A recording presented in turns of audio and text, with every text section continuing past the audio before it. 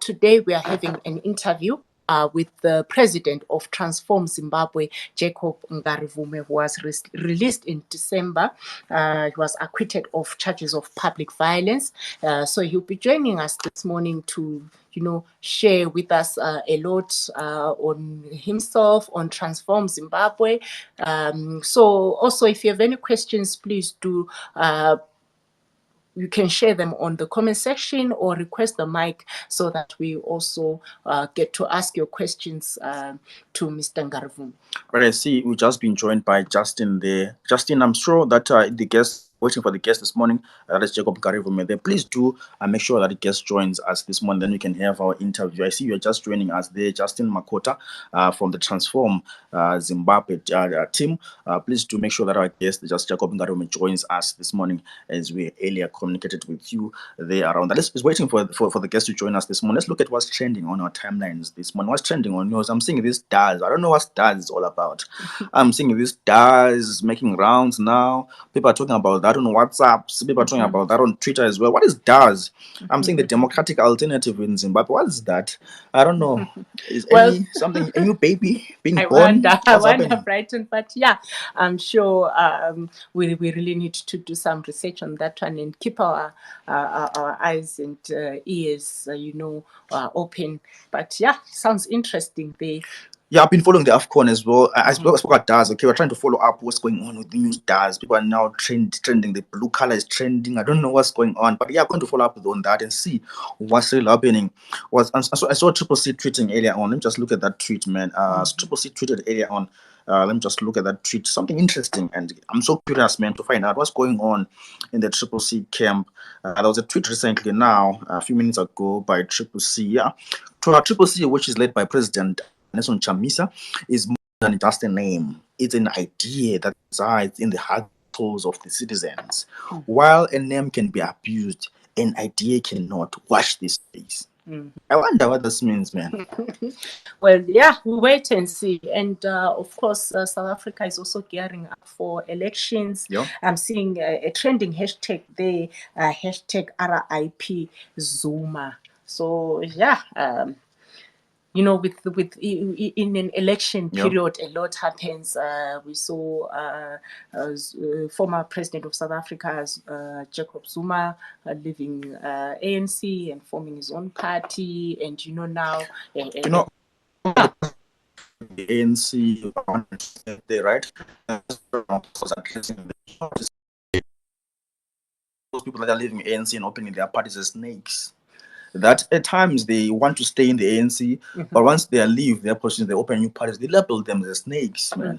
I wonder that language being used by a president, labeling people that leave the country. Remember this democracy, multi-party democracy. Yeah. People are allowed to open their new parties, right? But labeling them as snakes, I wonder, that is a proper language coming from a leader. Yeah. So guys are waiting for Jacob Ngarivhume to join us this morning. He's our guest this morning. Jacob Ngarivhume is the leader of Transform Zimbabwe. He's the president of Transform Zimbabwe. He was arrested for public violence and was released in prison. He has spent many times in prison. So we want to know from him his plans from now going forward, plans for Transform Zimbabwe, his plans. How was the time in prison, man? What was he maybe reflecting on spending time there in terms of also what we will do for Transform Zimbabwe? I didn't contest, remember, for the elections.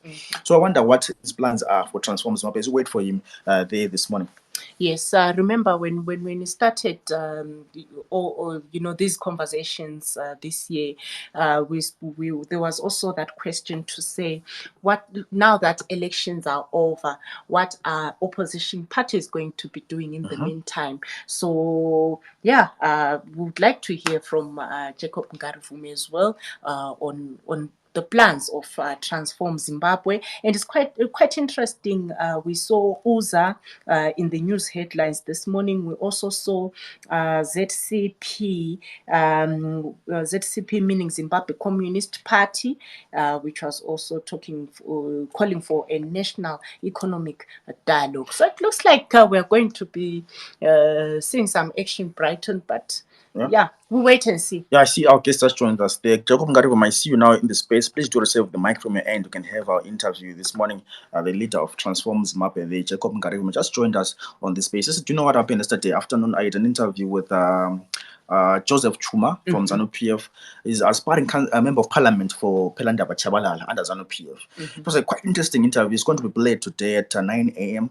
on site Facebook page as well as YouTube channel. So guys, please do go to YouTube and subscribe to site, and do go to Facebook and watch, and also follow, like our Facebook, the platform for us and for you guys to watch our programs every day. It was quite an interesting interview, man. Do you know what? That 2015. I was speaking to you about that before he started, to say he came through a by-election.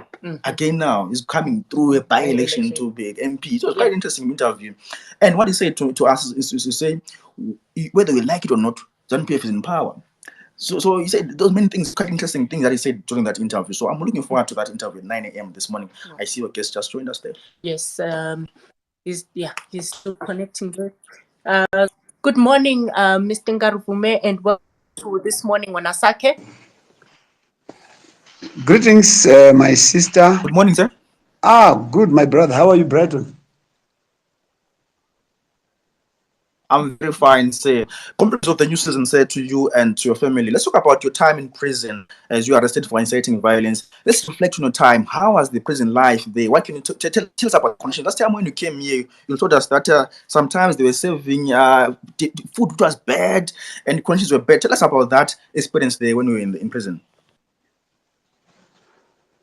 Okay, good. I'm not quite sure because you were a little bit breaking up. Am I being heard clearly, or I need to make an adjustment on my end? You are clear, so you're out of it. On our side, you are clear. Please do go ahead. Okay, thank you. Yeah, greetings, my colleagues. Greetings, Zimbabwe. Compliments of the new year.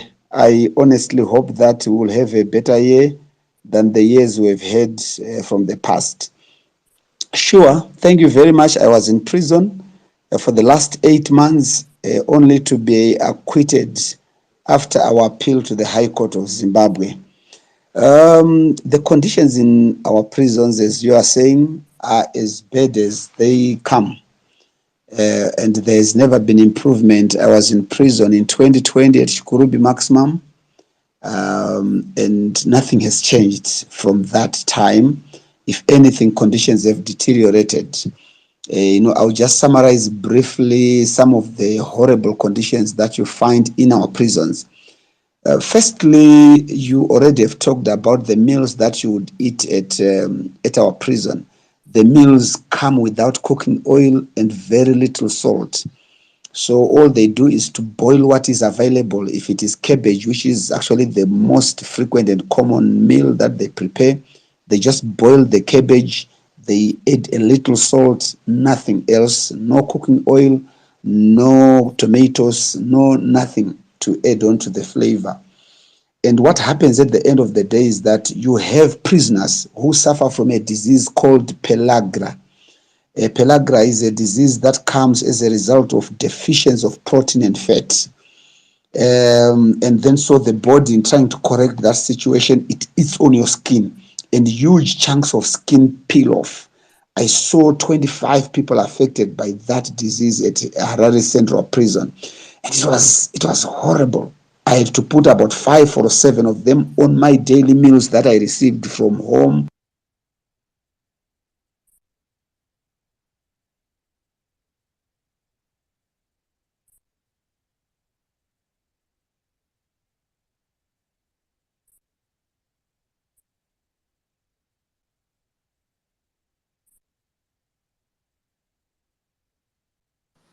We seem to have lost Mr. Ngarivhume there. But I see Champion John raising a 100. I'm not sure if you guys can hear him. Please do show me by sign if you can. Let me use yours. Hello? We are still there, Mr. Ngarivhume. Okay. I think I'm having a problem on my end. So can I use Justin's, because I'm with Justin as well, I'm with my team here. So can I? It's okay. So let me just send the request to Justin there. I see Justin in the space. Just send the request to Justin this morning. Then you can join using Justin's account. Guys, if you're just joining us, we are joined by Jacob Ngarivhume, the leader of Transform Zimbabwe. He was painting a picture to us what's happening in prison, the state of prisons in Zimbabwe. Mr. Ngarivhume, I've muted your mic now. Just I've sent you the switch request and use to Justin's Justin. phone and tweet X account.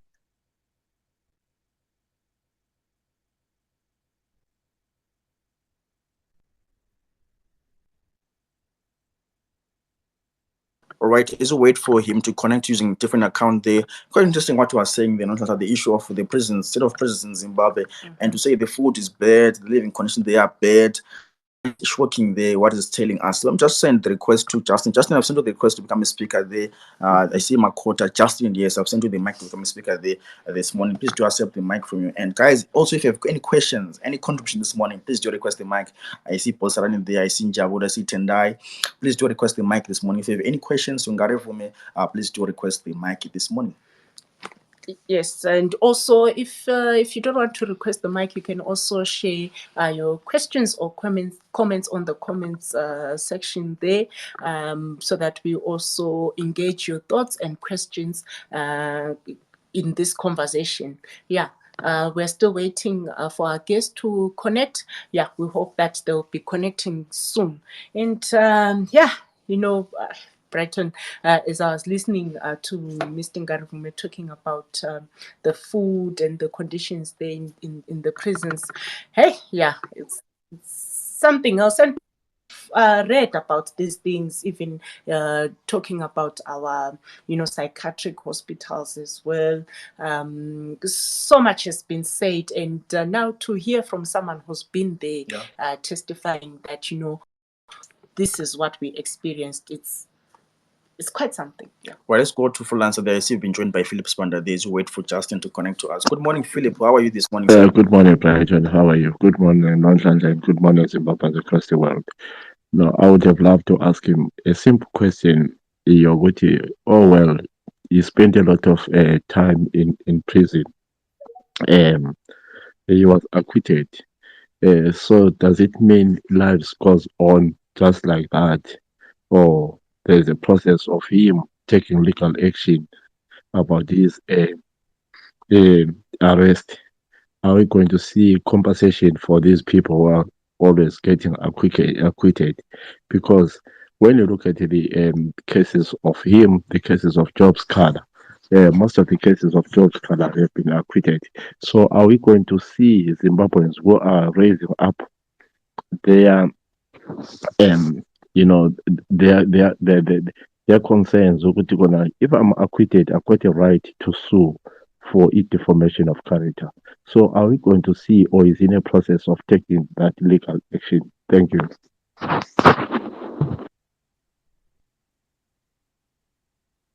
Well, thanks so much, Philip, for that question. Let's see. I see Justin has just joined us. Good morning, Justin. Good morning, Jacob Ngarivhume via Justin. Yes. Hello.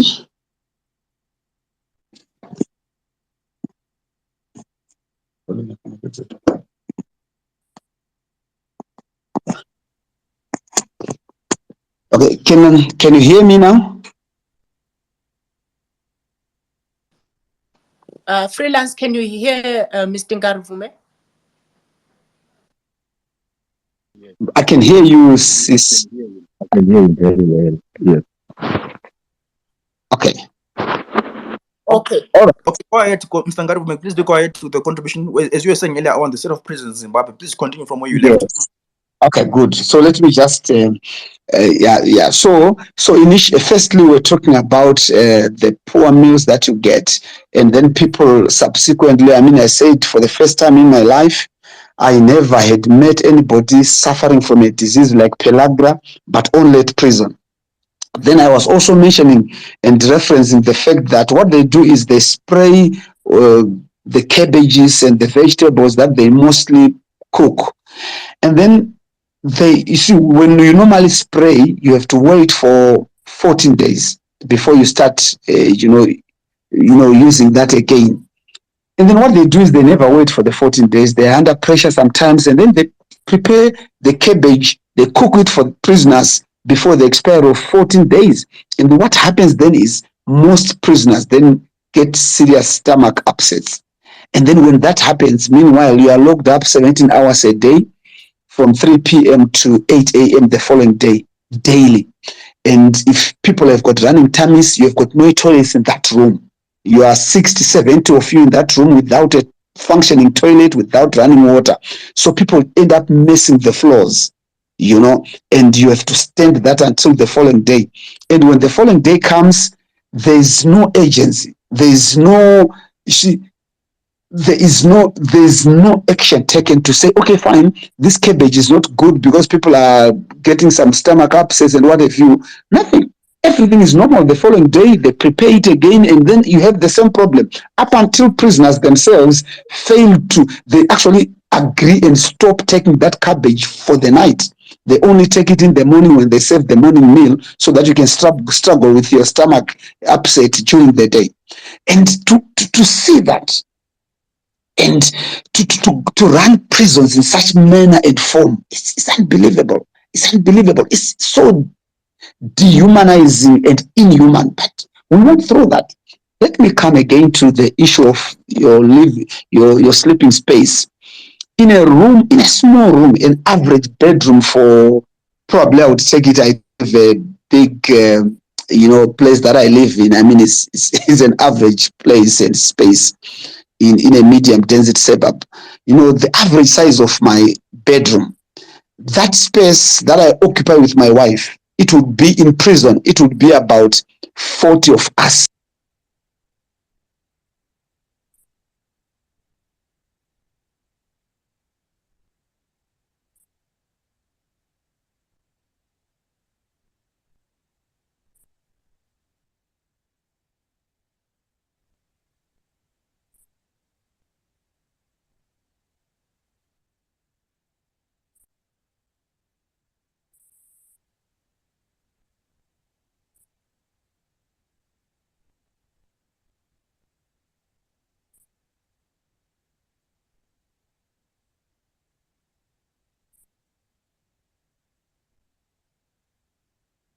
Seem to have lost Ngarivhume. Philip, can you hear us this morning? Philip, can you hear us? Right, seem to be striking the connectivity from his end. But quite interesting what he was painting to us there, the picture of the state of prisons in Zimbabwe there. So we'll wait for him to rejoin again, maybe with better connectivity this time around. So guys, if you have any questions or contributions, please do request the mic this morning. I want to hear your thoughts around, any questions to Ngarivhume, your thoughts around what he's saying there to us around the state of prisons, and so his plans for Transform Zimbabwe as we go forward. Remember, didn't contest in this past elections. What are their plans going forward? Let's try one more time with the Makota there. Good morning, Makota. Let's try one more time with the network. Justin? All right, seem to have lost them there. Yeah, guys, please do request the mic this morning. I want to hear your thoughts. Yeah. Already, Philip. Brighton. Mina ngasithi ngo-CCC phela ubaba lo. No, he has his own party called Transform Zimbabwe, but also the maybe issue of solidarity during elections. They do many things around solidarity. These parties they also sometimes do solidarity issues during elections. Oh, okay. I thought it was CCC. I maybe ngabambanisa laphana a lot of people when they're going to court here trying to support him. So I've been always thinking it was CCC. Sorry about that.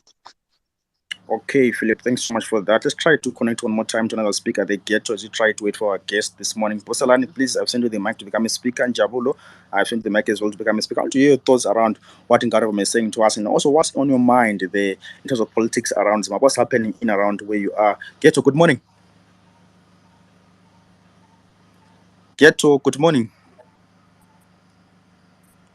All right. Okay. Well, Freelance has already shared his question with regards to some sort of compensation. Maybe are they going to be suing for the 8 months that they served in prison, and then later on they are just acquitted. So yeah, and Bibi Jimpofu says from a political aspect point of view, and him being a resolute opposition leader, does he think that the quiet the quiet diplomacy being pursued by CCC is an alternative going to be any sound change before 2028? Well, I will hear from Ngarivhume when he comes in. But in the meantime, while we wait for him to reconnect, let's hear from Boss Salani. Good morning.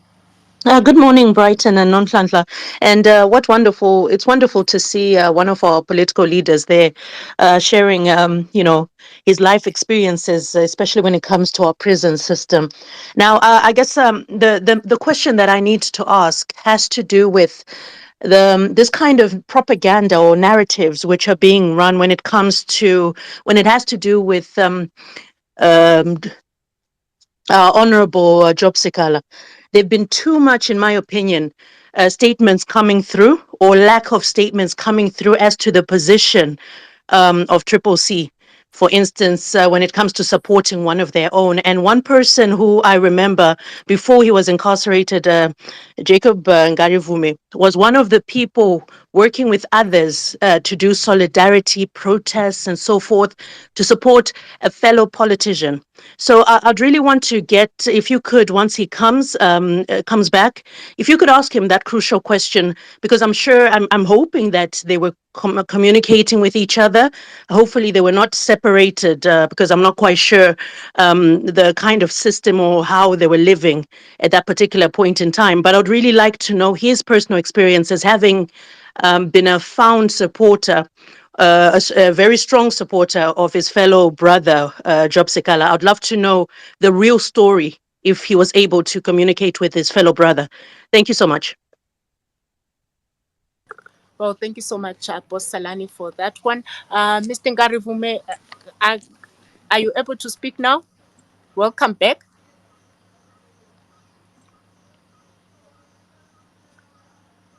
Okay, it looks like we are still having challenges there, but we'll ask him that question, Boss Salani, when he comes in. Let's hear from Jabulo. Good morning, Jabulo. Good morning, Brighton and Nonsense. I'm hoping you guys are all okay. Compliments of the new year. I hope everyone is okay in 2024. It's quite. I didn't really have much of a question, but also a comment. In what he's been raising. But I know he's not the only person that has come up through the platform to also raise such issues when it comes to prisons in Zimbabwe. I had a fortunate part some time back when I was in Zim. I used to do what we call prison ministry, where we used to go into all the prisons and we minister to prisoners. But one of the unfortunate thing, what he's saying, it's very, very true. And they look like even our prison systems, majority of our what we call our prisons. They have been built pre-independence, and when you look at them, they were not built to accommodate even the number that they are now accommodating, of which it should be looked into, and they should put pressure and come up with policies to try and maybe rebuild or build or extend or expand some of these prisoners, especially when you go to Kami. Kami, I think, was built before Smith even became. I think Jacob is here. All right, let's try one more time, Jacob. Good morning, Jacob Ngarivhume. Morning, my brother. How are you? Yeah, you can go ahead now. I seem to be struggling there with connectivity, but you can go ahead now and speak. Exactly, yeah. So I was narrating, I think the last time, I was saying, of course, the space that you would sleep in prison is so small and it's so dehumanizing as well. It's so humiliating. The humiliation you actually go through every day. There are no proper facilities. The hospital at prison has got no medication. And I ended up in most cases having to buy medication for fellow prisoners. And the other thing I want to point out also is that, they are quite, at Harare Central Prison, I was not the only political prisoner. I had an opportunity to meet with 6 of our comrades from Twakazi, whom we were together with, and we discussed a lot. I met other political prisoners in our prisons. So the regime is actually persecuting political opponents like you have no idea. And most of the people are exactly like me. You know, my colleagues from Twakas, they were exactly like me. They did not commit the offense under which they are serving. It's a frivolous charge. And it's so, what do I call it? I mean, it's so disturbing. It's so disturbing that in this day and era, you find a regime that still persecutes people who have. I mean, it's all clear on everyone. But of course, except to the magistrates and the justices that you find in our captured courts, that most of the political prisoners would not have committed the crimes under which they are serving. And then to be subjected to those conditions when you have committed no crime, it's horrible. And even if you have committed a crime, still, you have rights as a prisoner. And so in terms of the conditions, that's what I would want to just share with you this morning. Thanks so much for that response. But let's talk about now the state of our politics in Zimbabwe. Now we have seen Triple C contesting in elections, MPs being recalled, councillors being recalled. And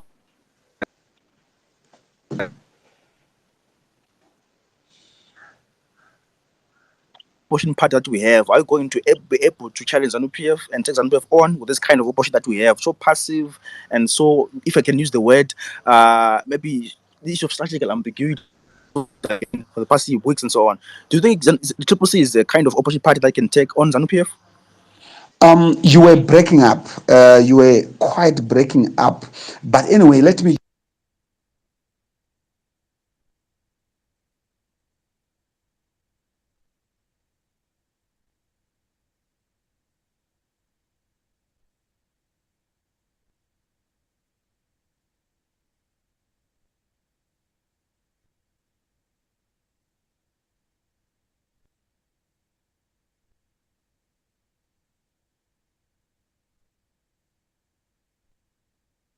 Bosalani, can you hear Job Ngarivhume now? I can't hear him. I can't hear him, Brighton. Acting again with the issue of network from his side. Yeah, I'll keep on trying to hear from him, and we keep on trying to maybe have a better connection again. Guys, please request the mic. Want to hear your thoughts around what we're talking about this morning here, the state of politics in Zimbabwe, the state of our prisons in Zimbabwe, and also our guest this morning. Hello, can you hear me? I can hear you now. Okay, so I had asked you to add Justin Makota as speaker because I can also use his phone. I think it looks as if I'm better off on his phone than on mine. So if I cut off, then I will try to use Justin's phone. Okay, so I was saying, okay, you were breaking up as you were asking the question about Triple C, whether being the kind of opposition that can tackle ZANU-PF. And my response to that would be to say there are a lot of young people on this platform this morning. And what I want to say is that as young people, we have to take charge and take control of our situation. I think there also comes a point that our politics has to move and gravitate away from individuals and personalities. To say that Jacob Ngarivhume has to be the face of this struggle, or to say that Emmerson Mnangagwa is the face of Zimbabwe, or to say Nelson Chamisa is, you see, our struggle has to be collectively owned by Zimbabweans. We all must do our part. And I think there comes a time that when even politicians are failing and they are not delivering what they are supposed to be, then the ordinary citizens must take control and take charge of the situation. I think this is exactly the space and time and opportunity that we are in as Zimbabweans. I think our politics has to move away from the Chamisas, the Ngarivhumes, the Mnangagwas, but it has to be collectively owned. The people of Zimbabwe have to say no. Look at what we have. The recently presented budget, the tax increases, and these people, despite all the resources that we have in this country, they still have the audacity to tax people and milk people who are bleeding and milk blood actually out of the suffering Zimbabweans. That has to be rejected. And that rejection is to come from us collectively as a people. If it means we have to fill the streets and demand for an end to the corruption in this country, what has happened to the gold mafia crew? Who has been prosecuted of any of them? None. And what have we done? Have we received the ZEC tallies yet?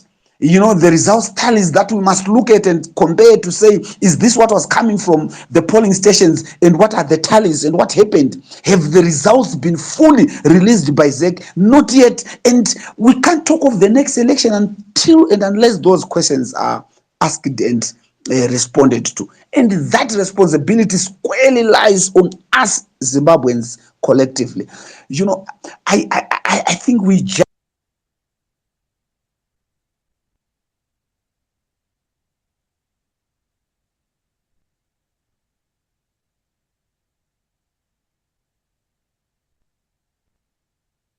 Sorry, Yeah, Brighton. I think I've lost him as well. I can't hear him. yeah, I seem to have lost him again on our end. Yeah, I'll keep on trying to adjust. Justin, I've sent you the microphone speaker. Yeah, we're back now. Jacob.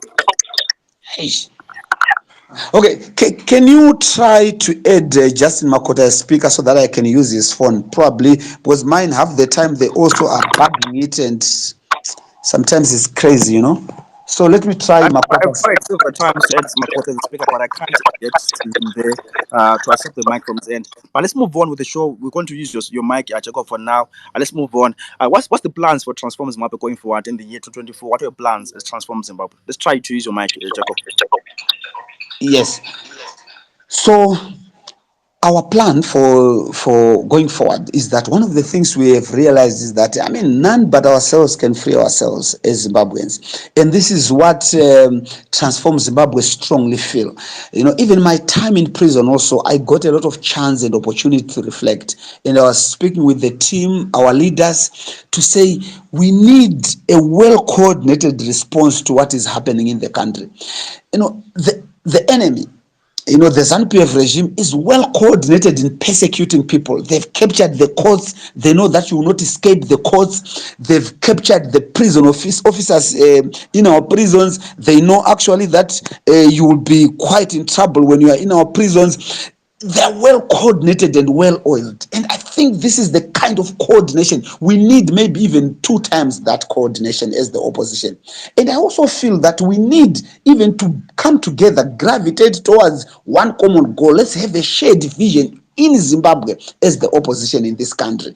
And we need to work with others, work with as many Zimbabweans as we can, so that we find common ground to fight the regime. And by fighting, I mean that which our constitution provides for. Because you see, fighting a regime that does not listen to the people of Zimbabwe is constitutional. That is the whole essence of democracy. And so we feel as Transform Zimbabwe that we need to make sure that Zimbabweans come around one goal and purpose. Zimbabweans in the opposition and Zimbabweans even also in the ruling party. We have to come to a point that we are all agreed. And as Transform Zimbabwe, we feel that space must be occupied by Zimbabweans again, and we must make sure that we're reaching out to everybody. Let's every one of us try to do the best that we can to come together to fight the threat that we have in this country for the past 40 years plus. And so working with others part of the agenda that we have, but we also understand that we need to identify the issues and push on the issues. Meanwhile, as we are broadening the organization, we're reaching out to as many young people as we can, the elderly, middle-aged, and all Zimbabweans in general, but especially the young people. Let's make Transform Zimbabwe our home. Let's make the movement our home. Let's all come together and make sure that we demand for our rights in our heritage, Zimbabwe. Because otherwise, some people are running away with the country and completely forgetting us. And so we are identifying the issues that we need to be dealing with right now, so that we keep fighting up until the next election. But the battle should be about the issues. What do we want? How do we stop what is happening as young people and as Zimbabweans in general? So this is what we are looking at, and then of course organizing ourselves in terms of our structures, preparing for the future.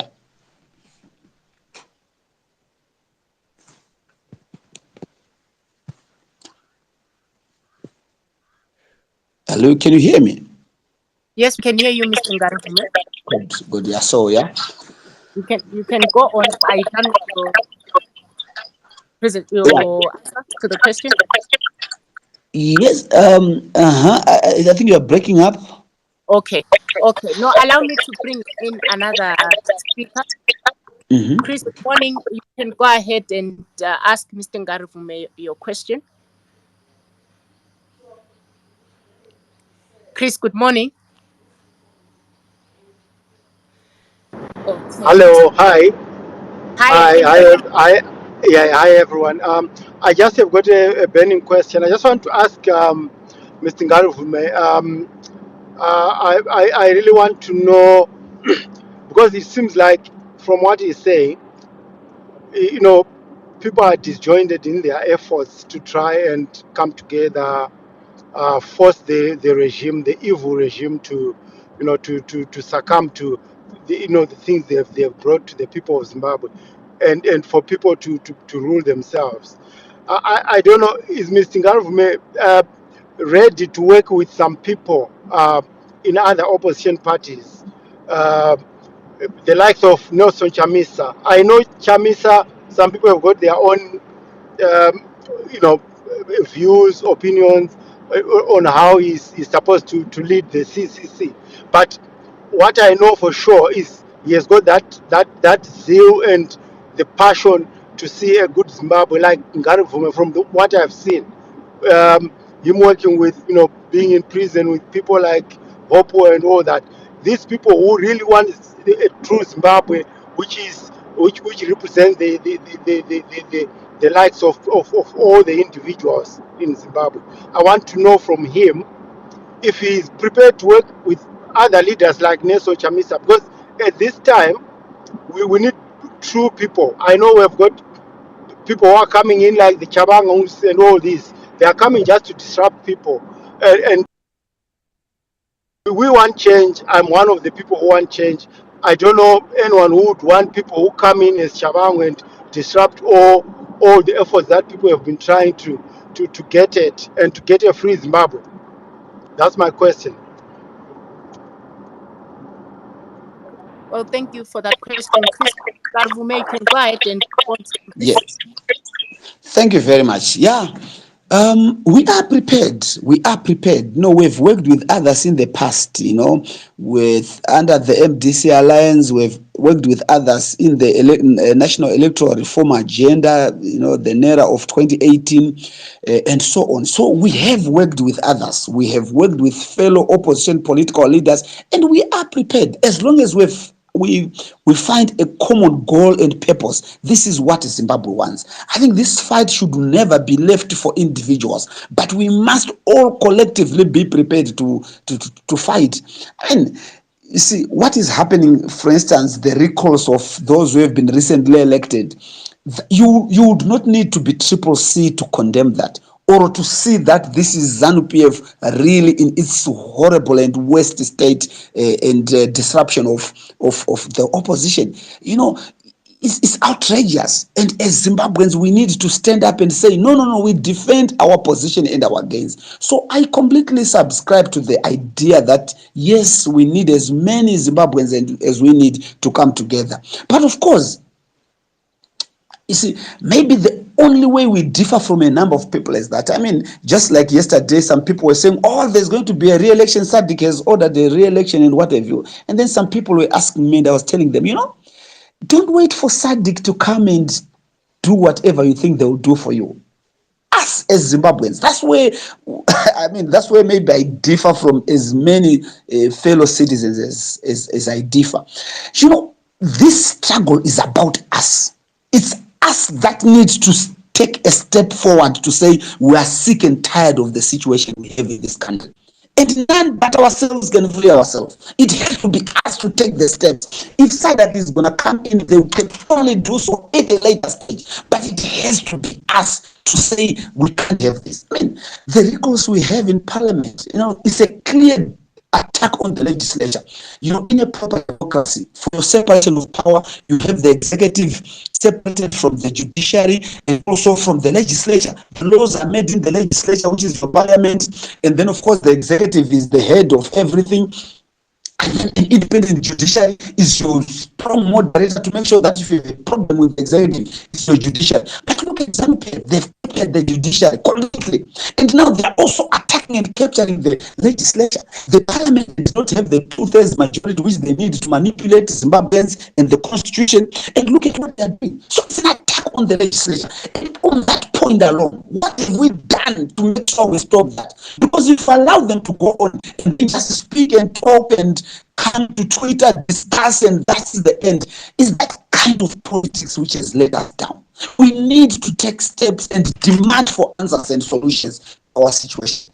I mean, if it is we fill up the prisons, so be it. I mean, somebody has to take up that space in the prisons after all. Otherwise, there will be no freedom to talk about.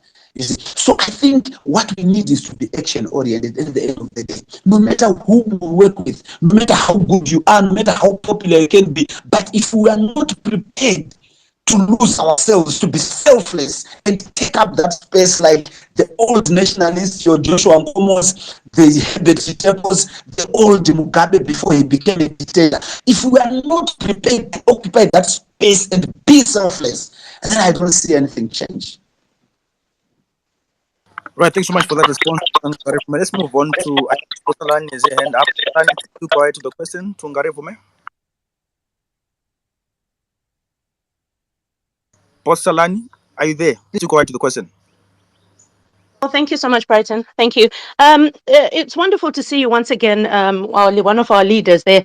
I just wanted to ask you, because as I recall, before you were incarcerated, there was a group of you that came together and wanted to hold a solidarity march in support of Job Sikala. And I remember at that time, when you were proposing this with others, people, especially, I guess I should just say it, Kuti, those who support Nelson Chamiso in Triple C, we're not really open to this. There were statements such as, Iowa, he's doing this because he wants political power, or he wants to govern us, he wants to do this. Not a lot of people backed you up and supported you when you were doing that. And I wonder, do you still feel that this is the case? You were speaking about how Zimbabweans need to take responsibility for ourselves. Do you think that we've reached that point where we can do so? Or we still have faces towards a struggle, like you were saying earlier on?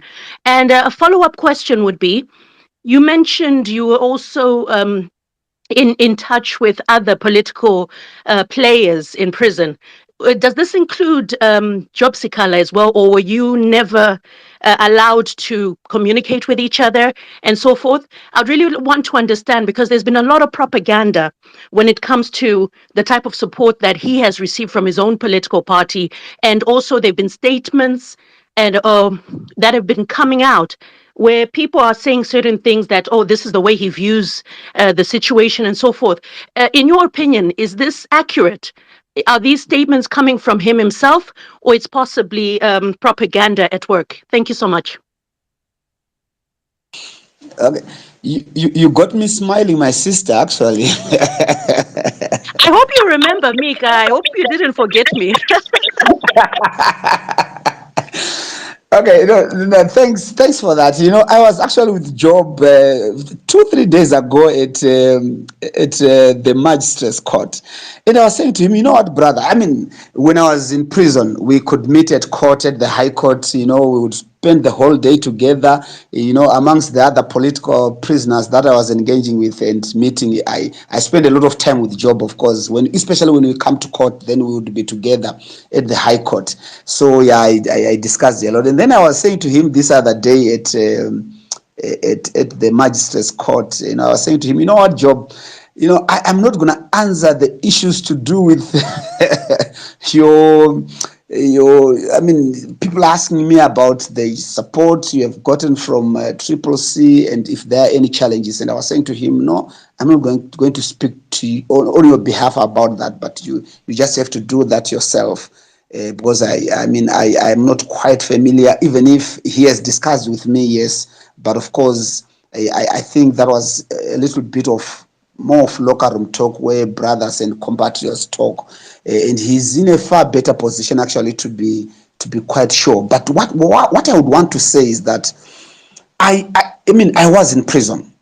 what support systems did I receive from, of course, from the family is always excellent. Our families always stand with us. They are the biggest recipient of all this backlash and evil and everything. Your own family would stand with you to the death, and we are quite glad and happy to have that situation. But of course, we also have the support systems from the broad political movement in the country to say who does what, who comes to just come through and see you and stand with you. That solidarity is very critical. It's also a message even to the regime. And sometimes, it's twofold. My response to that would be twofold. Yes, we have quite a lot of support systems. When I was in prison, I had lawyers visiting, I had, leaders from other political parties visiting, and so on. That I would appreciate. But of course, you also have those who would not be willing to take up any kind of action in support of those who are in prison. And I'm not quite sure why would that happen. But I think as Zimbabweans, we need to come together and be a people who rally behind one another. Job Sikala has been in prison for so long, for instance. I was also there. Mtwakas, they are also there. I even made awareness to our colleagues from Mtwakas. As soon as I got into prison, I met with them, and I would tell as many as other people outside prison as I could to say, we've got these comrades who are here. We need people to be talking about them. I informed my information department team to be talking about them. I informed the Zinasu as well. We need that solidarity. Whoever, injury to one is injury to all. That's the slogan we would run with back then at the University of Zimbabwe. But as you grow into this political space, you actually realize that people are so much afraid of many things. They want to occupy their space. This space must be identified by me. It's mine and mine alone, and so on. That selfishness will never get us anywhere in the struggle. I think we need to stand up for one another, and I still stand by that. We need to speak out as far as what is happening to Job Sikala, Mtwakas, and everybody is concerned. We need to be speaking out. We need to be organizing, you call it, back then we were trying to say, let's have some small demonstrations that we can have at localized areas. I still stand by that. We need to do that. People can't be arrested and we say nothing. If you learn from the example of ANC, if you read The Long Walk to Freedom, or if you look at the history of South Africa, I think the ability of comrades who are not in prison to stand with those who are in prison, I think defined and decided the direction the struggle was going to take. And the oppressor looks at that. I got a lot of people coming to my cause at the High Court to the point that, they had to change the court that I was appearing in to get the biggest court at the High Court. And that space was filled by people who were coming to listen to my case and so on. It made a big difference. It made a big difference even in the way that prison officials would treat me, or anyone, even the police and anyone. The huge numbers would send a strong message to everybody that, behind me, there's a lot of solidarity and Zimbabweans are behind us. And that's the kind of thing we need. And on the 24th, Job Sikala is going to appear in court at the Magistrates Court in Harare for his case that will be, whose ruling will be handed down by the magistrate. It's important for us to be there in solidarity and show that injury to one is injury to all. I think the issue of solidarity defines a struggle, and any struggle for that matter. And there can't be two ways about it. That's my view. Well, thank you so much for responding to that question. Just a question for you. You spoke about the conditions in prison. You spoke about our laws and the judiciary earlier on.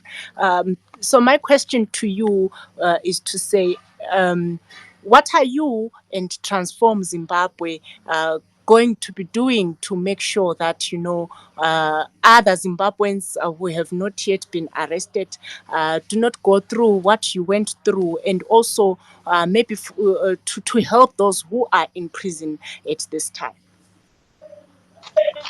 Thank you very much. Thank you very much. And interestingly, I can actually tell you that we have representatives who are going back to prison. Transform Zimbabwe gathered quite some food for the comrades we left in prison, and they are going to give them, hand over the food to the prisoners. I think today and tomorrow, some people will be going to actually deliver food to Harare Central Prison today and tomorrow, and then the next 2 days it will be Chikurubi Maximum Prison. So there are efforts, well wishers are coming through to say let's support those who are in prison, which I appreciate a lot.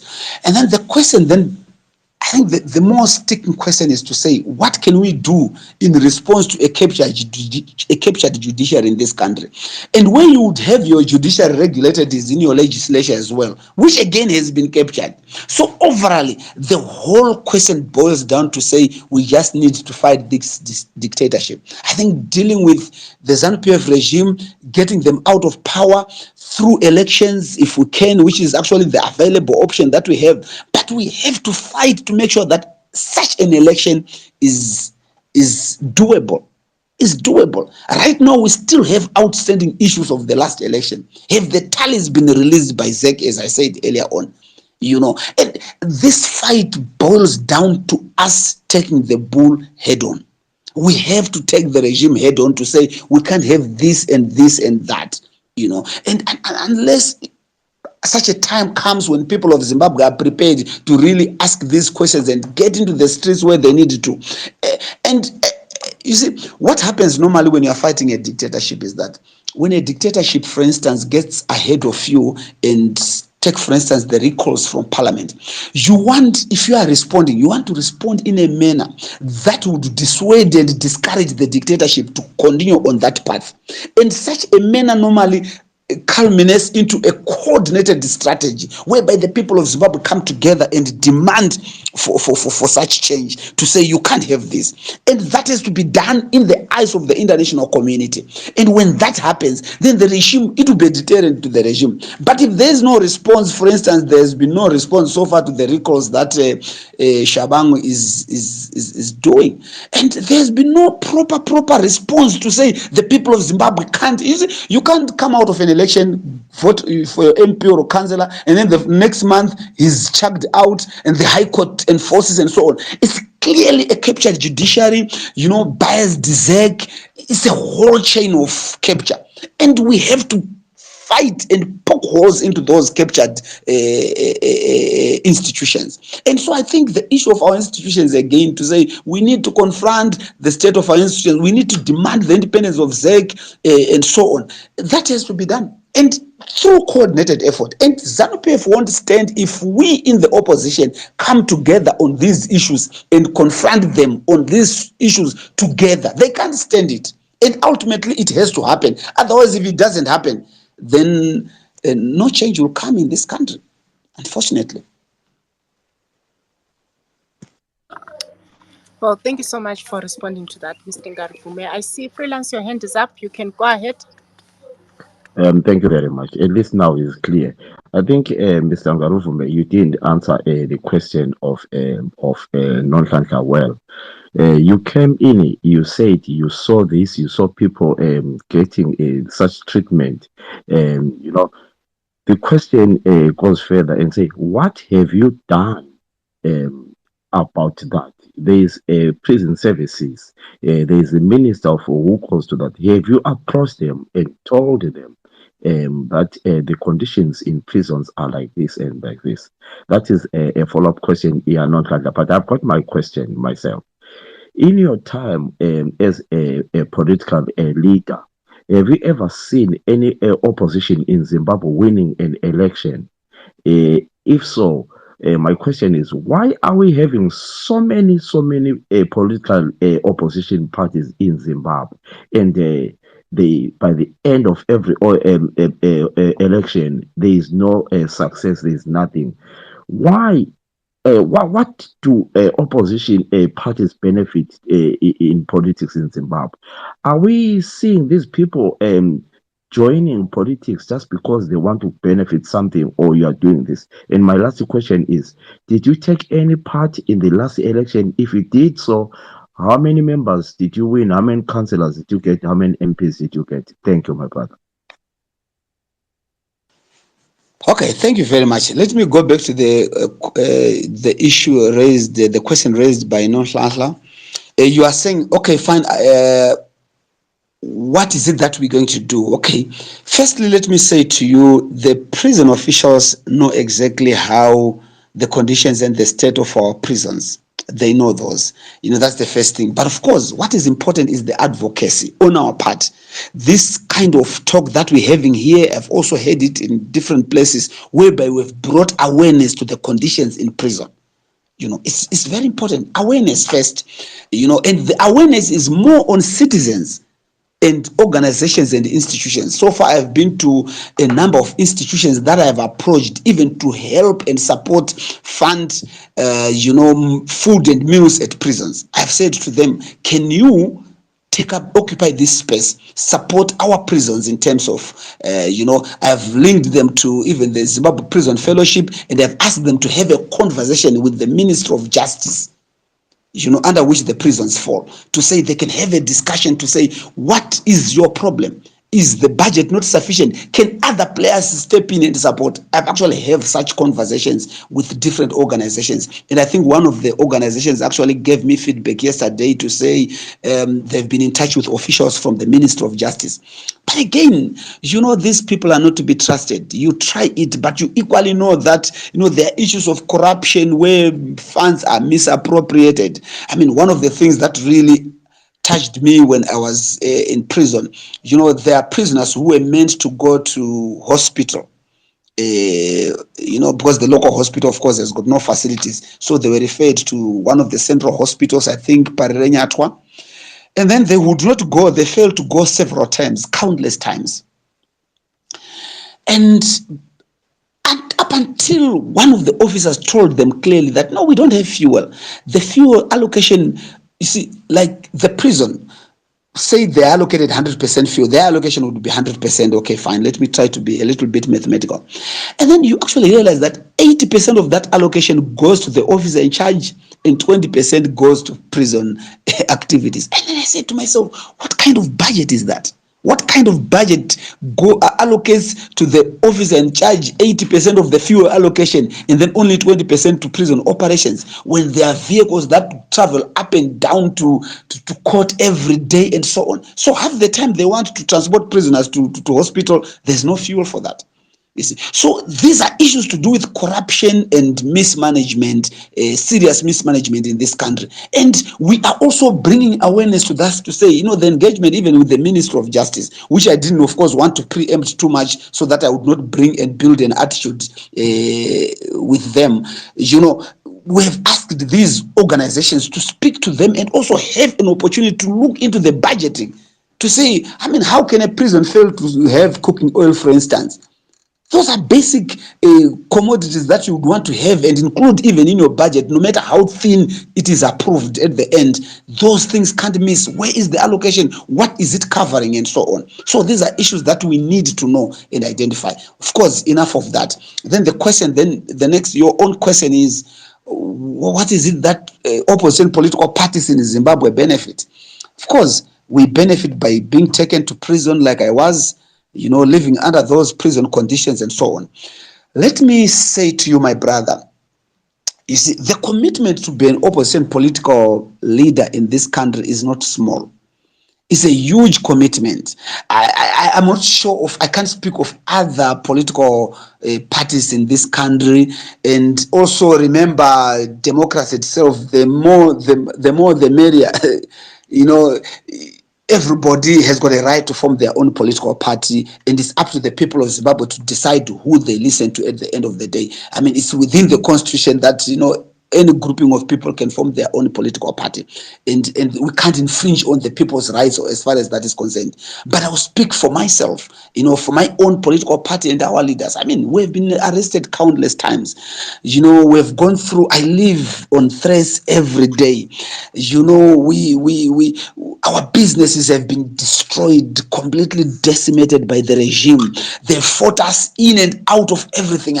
We have, in 2020, I was arrested with 12 men holding AK-47s, and they were cocking them actually. So we have taken a lot of pain.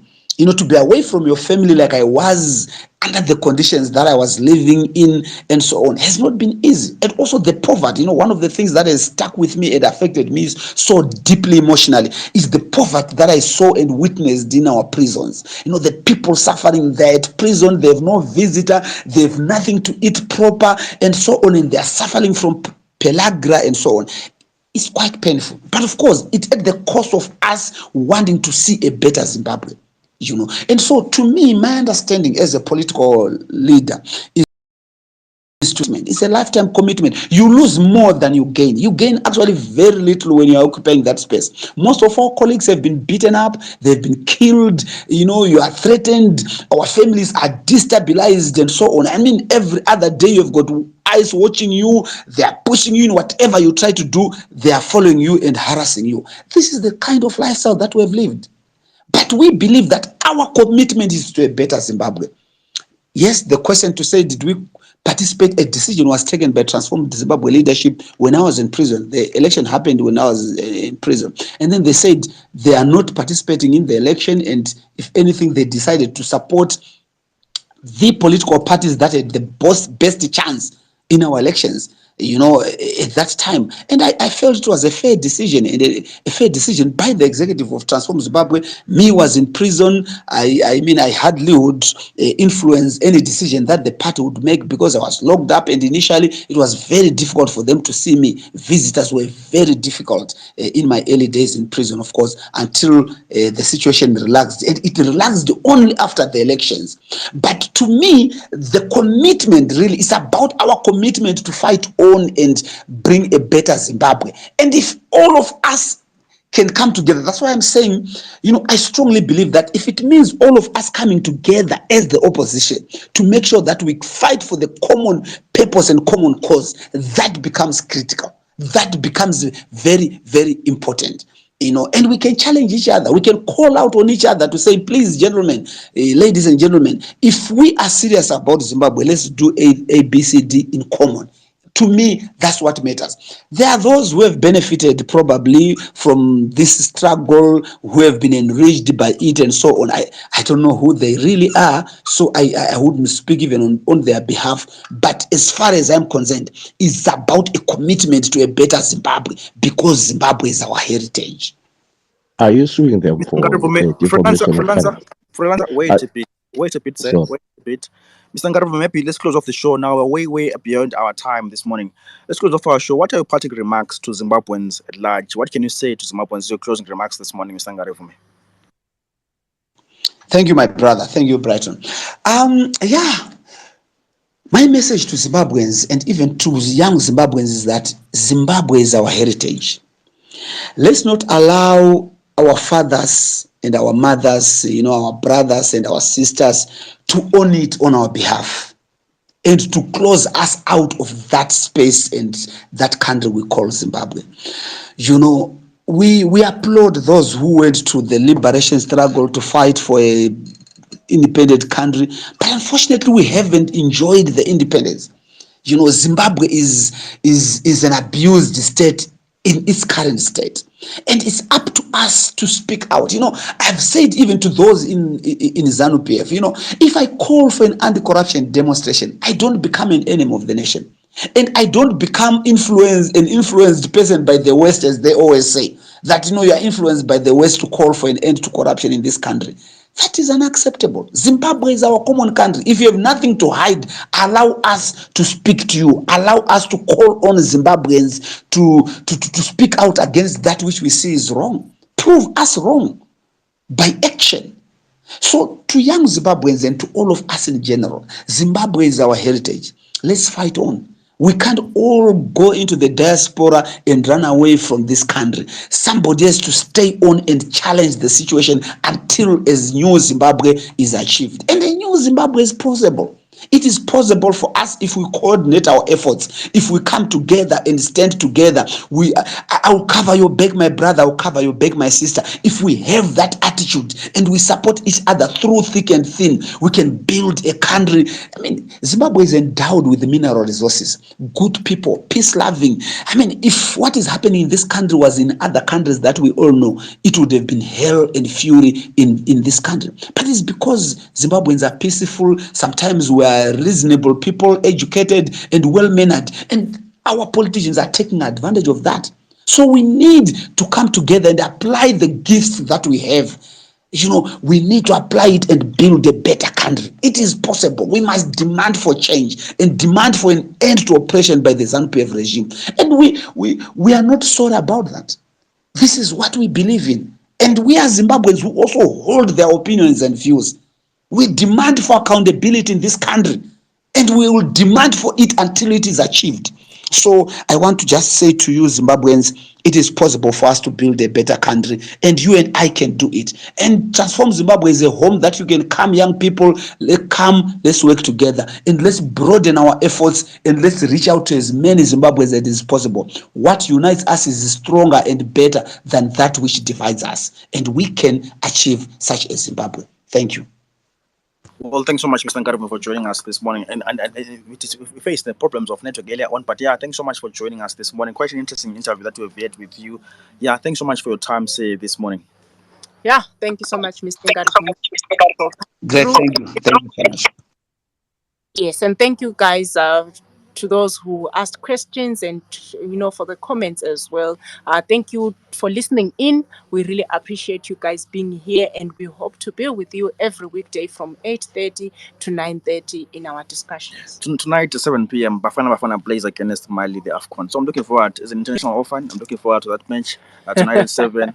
I'm supporting Bafana against Mali. Anyway, guys, do go to our Facebook page or YouTube channel and watch the interview that I had. Izololo Baba Joseph Chuma from ZANU-PF, the aspiring member of parliament for Pelanda Chabalala. Quite interesting interview there. Just go there and watch that interview there. Share the link and follow the site and subscribe to our YouTube channel.